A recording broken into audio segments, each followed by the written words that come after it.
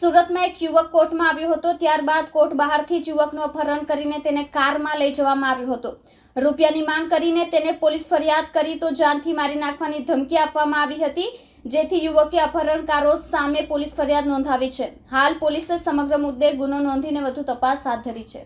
ફરિયાદી રોહિત ભીખુભાઈ રાઠોડે કહ્યું કે કોર્ટમાં તારીખ પર આવ્યા હતા। કોર્ટમાંથી નીચે ઉતરતા હતા એ દરમિયાન 3-4 લોકો આવ્યા હતા, જેમાંથી એકનું નામ છે રાકેશભાઈ બાલો, બીજો પંકજભાઈ પંક્યો અને દીપક બોક્સ અને ચોથાની મને ખબર નથી। તે મારા મિત્રો સાથે માથાકૂટ કરવા લાગ્યા હતા, ધક્કામુક્કી કરીને ગાળો આપતા હતા। પછી ફોન આવ્યો કે તેમને બહાર લેતા આવો, એટલે અમે બહાર આવ્યા હતા। બહાર આવીને ચાની ટપરી પર ઊભા હતા, ત્યાં મારા ફ્રેન્ડને મારવા લાગ્યા હતા, જેથી મેં છોડાવ્યા હતા।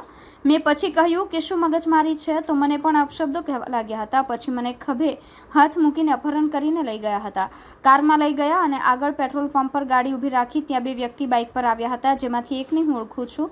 તેનું નામ છે મુબારક પટેલ, જે મારી ગાડીમાં બેસી ગયો અને મને અપશબ્દો કહેવા લાગ્યો। મને રૂપિયાનું કંઈ કહેતો કે રૂપિયા નથી મોકલતો, ઘણા સમયથી પૈસા મોકલ્યા નથી, પૈસા મોકલીશ તો જ છોડીશું। માન દરવાજા બ્રિજ નીચેથી ગાડી વાળીને કોર્ટ પર છોડી દઈશું। મારો ભાઈ પોલીસ સ્ટેશન હોવાનો કોલ આવ્યો, તેથી મને કોર્ટ નજીક છોડી દીધો હતો। રસ્તામાં મને કહેતા હતા કે પોલીસ કેસ કર્યો તો તને અને તારા ભાઈને છોડીશું નહીં। પછી મેં ગુર્જર સાહેબને વાત કરી હતી, પોલીસે મારી ફરિયાદ નોંધી છે। મારી એક જ માંગ છે કે મને ન્યાય મળવો જોઈએ, પૈસા હું આપતો નથી, તેથી મારી પાછળ પડ્યા છે। મારું નામ રોહિત ભીખુભાઈ રાઠોડ છે। રોહિતભાઈ, શું તમારી સાથે ઘટના બની હતી? મારી ઘટના એ બની છે કે કાલે મેં કોર્ટમાં મારી તારીખ ભરવા માટે આવ્યો હતો। મેં મારા ફ્રેન્ડ અમે લોકો સાથે આવ્યા હતા બધા। તો અમે લોકો કોર્ટથી નીચે ઉતરતા હતા, તો આ લોકો 3-4 વ્યક્તિ પંક્યો બાલો અને આ દીપક બોક્સર આ લોકો બધા આવ્યા પાર્કિંગમાં મારા ફ્રેન્ડ જોડે સાથે ઝઘડો કરવા લાગ્યા। તો મેં ત્યાં પહોંચ્યો તો મેં એને કીધું કે ભાઈ કેમ ઝઘડો કરો છો, તો એને ધક્કામુક્કી કરી દીધી। ત્યાં સુધી પછી એના પર ફોન આવ્યો પેલા એનો 25નો, તો એ કે આ લોકોને બહાર લઈને આવ। તો અમે લોકો ચાલતા ચાલતા બહાર આવ્યા તો અમે અહીંયા કોર્ટની બહાર ચાની ટપરી ત્યાં આગળ ઊભી રહ્યા। તો એ લોકો અમારા જોડે મગજમારી કરવા લાગ્યા। તો એટલામાં પેલો દિવેશ મારા પાછળ હતો, તો એ દિવેશ આગળ આવ્યો એટલે એને મારવાનું ચાલુ કર્યું। એ લોકોએ 3-4 જણા મળીને આ લોકો 25 બાલો આ લોકો એને મારવા લાગ્યા।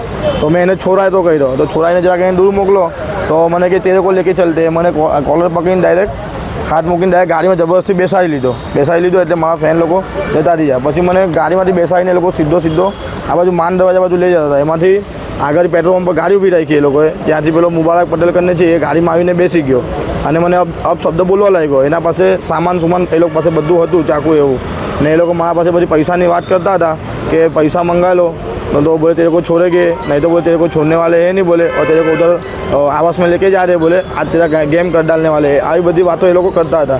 હવે એ લોકો મને ત્યાં લઈ ગયા માન દરવાજા, એના બ્રિજના નીચેથી પાછા લાવ્યા છે।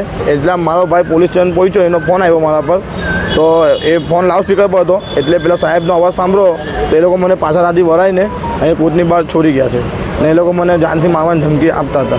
કોણ છે એ લોકો? એટલા માથાભારે છે અને કઈ જગ્યાએ તમે પોલીસ સ્ટેશનમાં ફરિયાદ નોંધાવી? મેં જેવો મને અહીંયા કોર્ટના બહાર એ લોકો ઉતાર્યો એટલે મારા ભાઈ ઉમરા પોલીસ સ્ટેશન હતા, તો મેં ઉમરા પોલીસ સ્ટેશન ગયો, ત્યાં આગળ પોલીસ જોડે વાત કરી, એફઆઈઆર લખાવી। પછી 1 દિવસ થઈ ગયો હતો તો એમનો કોઈ રિસ્પોન્સ નહીં આવ્યો હતો। પછી એના પછી મેં ડીસીપી ગુર્જર સાહેબને ફોન કર્યો હતો, એમનો સારો રિસ્પોન્સ આવ્યો અને મને પોલીસ સ્ટેશન જવાનું કીધું। પીઆઈ સાહેબનો ફોન આવ્યો અને એ લોકો કાર્યવાહી કરે છે।